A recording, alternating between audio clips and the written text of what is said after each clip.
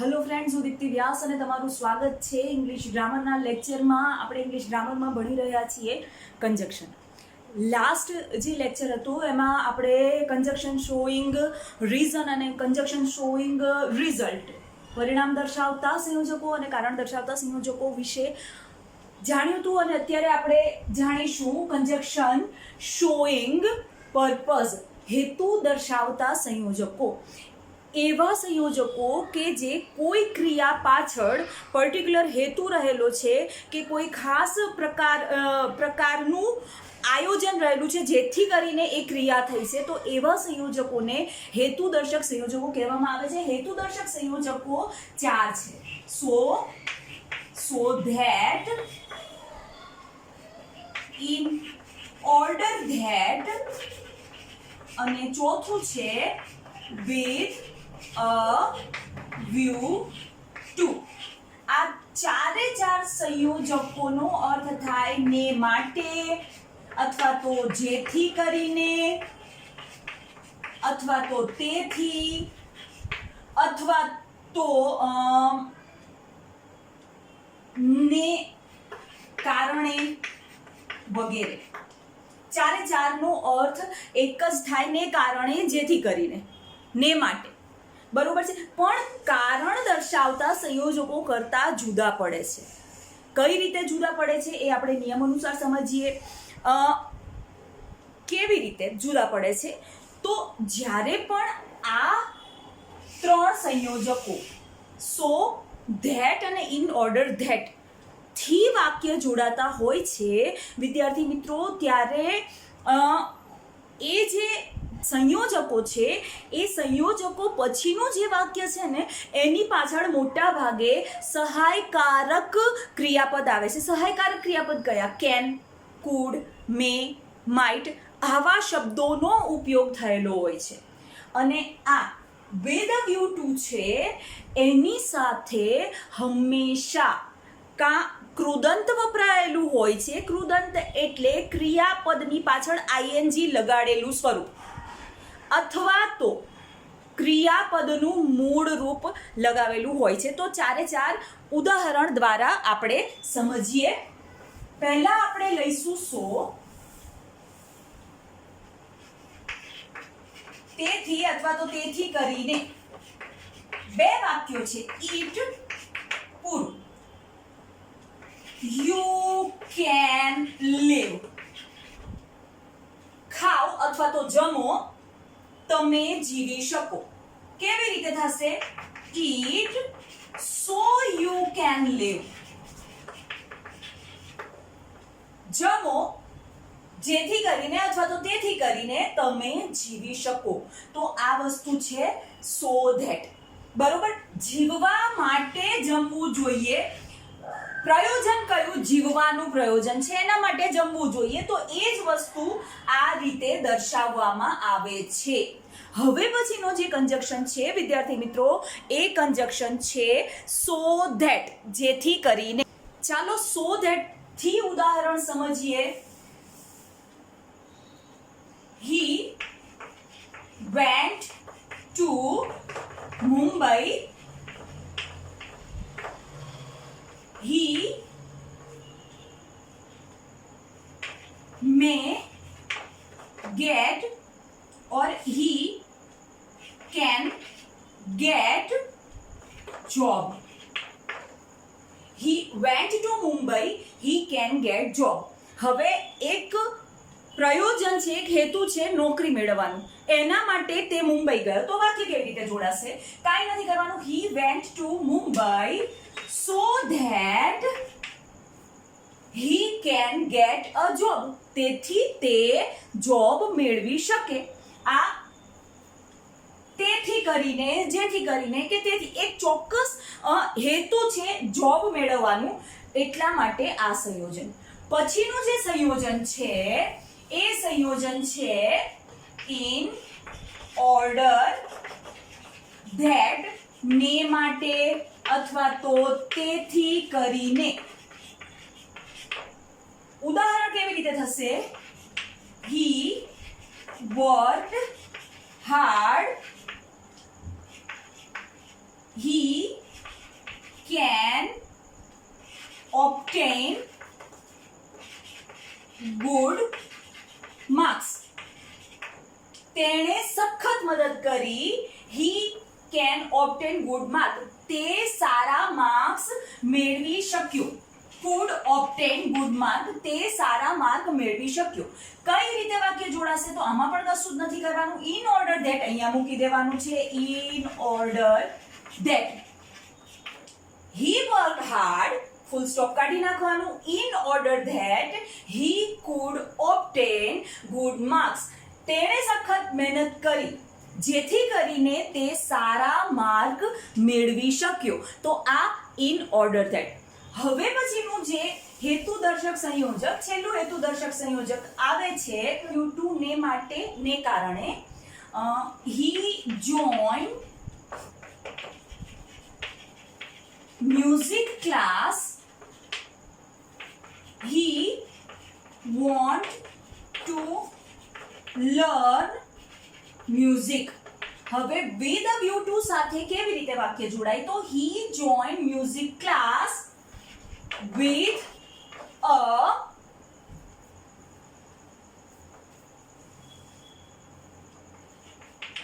view to learn music or to learning music. બે રીતે વાક્ય સાચું. he joined music class અને મ્યુઝિક ક્લાસ જોઈન કર્યા શેના માટે? તો મ્યુઝિક શીખી શકે એના માટે એણે મ્યુઝિક ક્લાસ જોઈન કર્યા. તો આ વસ્તુ થઈ ગઈ with a view to ની વાક્ય રચના. તો વિદ્યાર્થી મિત્રો, આ હતું conjunctions showing purpose, હેતુ દર્શાવતા સંયોજકો. હવે પછી આપણે આગળ જોઈએ વિદ્યાર્થી મિત્રો. હેતુ દર્શાવતા સંયોજકો થઈ ગયું. હવે જે આવશે એ આવશે conjunctions showing condition. conjunction showing condition મતલબ કે શરત દર્શાવતા સંયોજકો. વિદ્યાર્થી મિત્રો, શરત દર્શાવતા સંયોજકો પણ ટોટલ 4 છે. કયા કયા? if એટલે જો અથવા તો હકાર વાક્ય દર્શાવે છે. unless એટલે જો નહીં તો નહીં નકાર વાક્ય દર્શાવે છે, નકાર અર્થ દર્શાવે છે. એવી જ રીતે in case અને supposing. in case જો અથવા તો દર્શાવે છે અને સપોઝિંગ એટલે ધારો કે. આ ચારે ચાર સંયોજકો છે. if જો તો હકાર વાક્ય દર્શાવે છે. unless જો નહીં તો નહીં નકાર અર્થ દર્શાવે છે. in case જો અથવા તો જો તોની વચ્ચે વાક્ય આવે અને સપોઝિંગ એટલે ધારો કે. આ ચારે ચાર જે કંજક્શન્સ છે, સંયોજક છે વિદ્યાર્થી મિત્રો, એ શરત દર્શાવે છે. ચારે ચાર પાછળ એક કોમન નિયમ રહેલો છે કે જ્યારે પણ તમે આ ચારે ચાર કંજક્શન્સ નો ઉપયોગ કરો છો ત્યારે જે પહેલું વાક્ય હોય છે એ કંજક્શન સાથે, આ ચારે ચાર કંજક્શન સાથેનું જે વાક્ય હોય છે એ વાક્ય હંમેશા સાદા વર્તમાન કાળમાં આવે છે અને એની પાછળનું અલ્પ વિરામ કરીને જે વાક્ય હોય છે વિદ્યાર્થી મિત્રો, એ વાક્ય આવે છે એ સાદા ભવિષ્યકાળનું વાક્ય આવે છે. યાદ રાખજો, if, unless, in case અને supposing જ્યારે એનો ઉપયોગ તમે કરો છો ત્યારે એની સાથેનું જે વાક્ય છે એ વાક્ય હંમેશા સાદા વર્તમાન કાળમાં આવે અને પછી અલ્પ વિરામ કરીને જે બીજું વાક્ય હોય છે જે એની સાથે જોડાય છે એ વાક્ય છે એ વાક્ય હંમેશા સાદા ભવિષ્યકાળની અંદર આવે છે. આ પહેલો નિયમ જે ચારે ચારને લાગુ પડે છે. બીજું, if અને unless છે એ વાક્યની શરૂઆતમાં આવે. એકચ્યુઅલી ચારે ચાર મોટા ભાગે વાક્યની શરૂઆતમાં આવે છે, પણ if અને unless છે એ ક્યારેક ક્યારેક વાક્યની વચ્ચે પણ આવે છે. તોય શરત એ જ શરૂઆતમાં આવે છે કે વચ્ચે આવે છે એની સાથે સાદા વર્તમાન કાળનું વાક્ય જ લેવાનું. આપણે if થી શરૂઆત કરીએ શરત દર્શાવતા સંયોજકો. હકાર વાક્ય દર્શાવે છે. જોઈએ, પહેલું વાક્ય છે you work hard, comma you will pass. આ પહેલું વાક્ય અને ઇફ થી જોડવાનું છે. તો આમાં સાદા વર્તમાન કાળનું વાક્ય આ છે, તે તું સખત મહેનત કરે છે. બીજું વાક્ય છે તું પાસ થઈ જઈશ. તો આ ઇફ થી જોડાય તો કેવી રીતે થશે? If you work hard, comma you will pass. જો તું સખત મહેનત કરે છે, તું પાસ થઈ જઈશ. તો આ વસ્તુ છે એ છે ઇફ નો ઉપયોગ. હકાર વાક્ય દર્શાવે છે, આમાં ક્યાંય કોઈ નોટ આવતું નથી, આની અંદર ક્યાંય કોઈ નેગેટિવ ભાવ થતો નથી. માટે ઇફ વાળું વાક્ય, ઇફ સંયોજક જ્યારે વપરાય ત્યારે હંમેશા વાક્યનો હકાર અર્થ દર્શાવે છે. તો નકાર અર્થ દર્શાવવા માટેનું જે કંજક્શન છે વિદ્યાર્થી મિત્રો, એ કંજક્શન છે અનલેસ. અનલેસ નો અર્થ થાય છે, ઇફ નો અર્થ થાય છે જો તો એવી જ રીતે અનલેસ નો અર્થ થાય છે જો નહીં તો નહીં. તો કેવી રીતે વાક્ય થશે?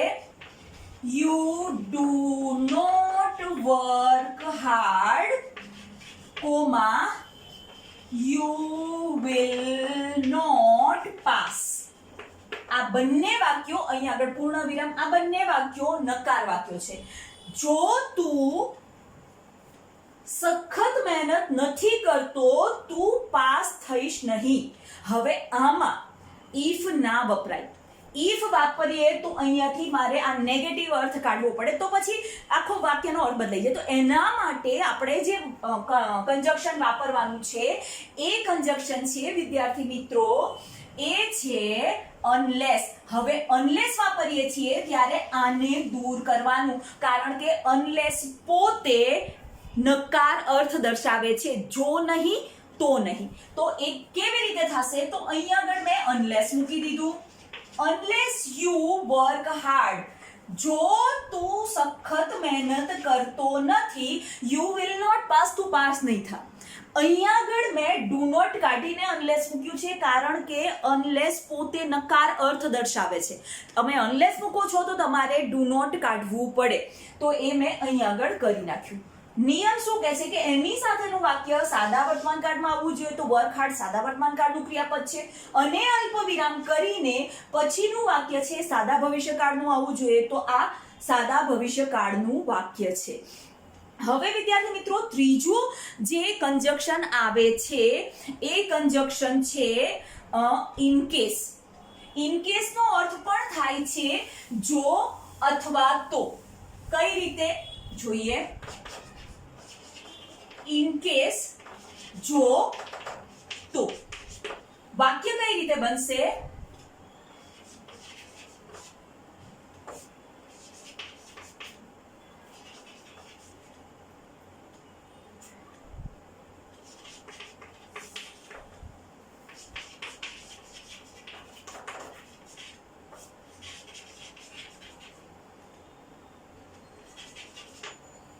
યુ ગેટ માય ફાઇલ, તમને મારી ફાઇલ મળે છે.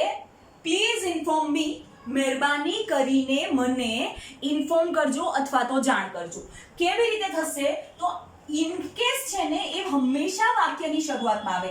In case you get my file, અહીંયા અલ્પ વિરામ, પ્લીઝ ઇન્ફોર્મ મી. જો તમને મારી ફાઇલ મળે છે, મહેરબાની કરીને મને ઇન્ફોર્મ કરજો. અહીંયા કશું નથી કરવાનું, ઇન કેસ મૂકી દેવાનું છે અને અલ્પ વિરામ કરવાના છે. બે વાક્યો જુદા જુદા આપ્યા છે. અને શરત દર્શાવતા સંયોજકોની અંદર છોકરાઓ હંમેશા જ્યારે તમે ઇફ, અનલેસ, ઇન કેસ કે સપોઝિંગ મૂકો છો ત્યારે પહેલા વાક્યના અંતે અલ્પ વિરામ કરવું જરૂરી છે. તો અલ્પ વિરામ કર્યું અને પ્લીઝ ઇન્ફોર્મ મી, તો મહેરબાની કરીને મને જાણ કરજો. તો ઇનકેસ સાથે બીજા વાક્યની અંદર પણ સાદો વર્તમાન કાળ વાપરી શકાય છે. અને પ્લીઝ ઇન્ફોર્મ મી એ આજ્ઞાર્થ પ્રકારનું વાક્ય છે. તો ઇનકેસ થી વાક્ય રચના આ રીતે બને છે. હવે ચોથું જે કંજક્શન છે વિદ્યાર્થી મિત્રો, એ ચોથું કંજક્શન છે સપોઝિંગ, એટલે ધારો કે. સપોઝિંગ સિંગલ એસ આવશે, ધારો કે. એવી રીતે આપણે બોલતા હોય, ધારો કે ના આવ્યો તો તું શું કરીશ, એ પ્રકારના વાક્યો, ધારો કે વાળા વાક્યોમાં સપોઝિંગ આવે વાક્યની શરૂઆતમાં. હવે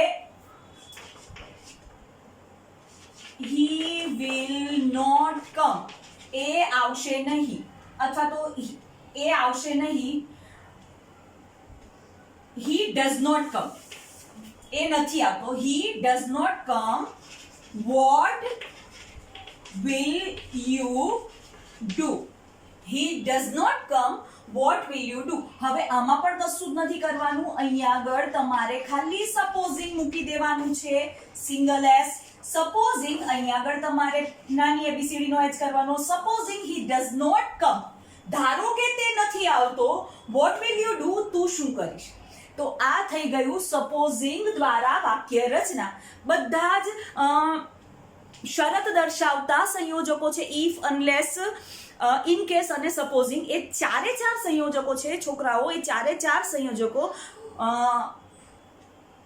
હંમેશા વાક્યની શરૂઆતમાં લો તો વાક્ય રચના બનાવવામાં તમને સહેલી પડશે. એનું રીઝન કહું કે એની સાથે હંમેશા શરૂઆતનું જે વાક્ય છે એ લોકોને તમે મૂકો છો શરૂઆતમાં, તો એ પહેલું વાક્ય સાદા વર્તમાન કાળનું આવે ને અલ્પવિરામ કરીને પછી બીજું વાક્ય જોડી દેવાનું હોય. એટલે એક મેથડોલોજી, એક પ્રોસેસ બની જશે કે ભાઈ જ્યારે પણ તમે કન્જક્શનથી જોડો છો, પછી તમે ઇફથી જોડો, અનલેસથી જોડો, ઇનકેસથી જોડો કે સપોઝિંગથી જોડો છો, તો એ છે ને શરૂઆતમાં લેવાનું. એટલે એક આખું એક મગજમાં આમ ફિટ બેસી જશે કે ભાઈ એની પાછળ છે ને સાદા વર્તમાન કાળનું વાક્ય જો will, would, can, could, may, must, might વાળા વાક્યો હોય ને એ બધા અલ્પવિરામ કરીને પાછળ રાખવાના. તો વિદ્યાર્થી મિત્રો, આ થઈ ગયું શરત દર્શાવતા સંયોજકો. હવે પછીના સંયોજકો માટે આપણે ફરીથી મળીશું. ત્યાં સુધી take care, B happy and good bye.